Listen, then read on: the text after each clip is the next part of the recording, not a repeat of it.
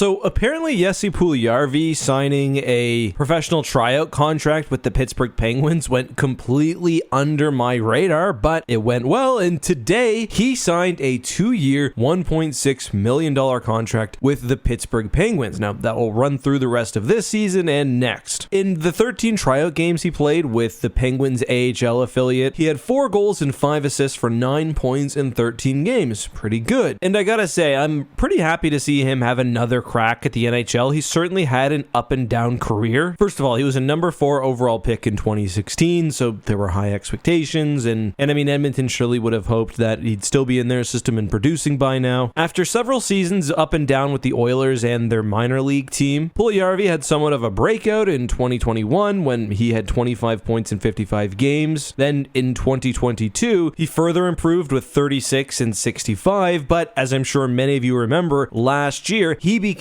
pretty much the prime whipping boy for Edmonton Oilers fans and hockey media as he produced just 14 points in the 58 games he played with that team. And what's more, his on-puck decision-making especially was often criticized. He was seen as a liability, and not great where he was on a new $3 million contract. So before the trade deadline, he signed with the Carolina Hurricanes. However, in the 17 regular season games he played, he had only 2 assists, and he only played 7 games during that deep playoff run for Carolina with just a single assist. So after his 1-year arbitrated contract ran out, well, that leaves us to where we are now. According to NHL.com, at a practice today, he skated on the Penguins' third line and is apparently feeling good after a hip procedure he had in the offseason. The Penguins have a pretty rough bottom 6. Actually, if I'm being honest, all of their wingers outside of their top line are pretty rough. So now's probably a good time to experiment because they're getting no secondary scoring right now, so why not take a risk? I don't know. I wouldn't necessarily say I'm sold on Puljujarvi based on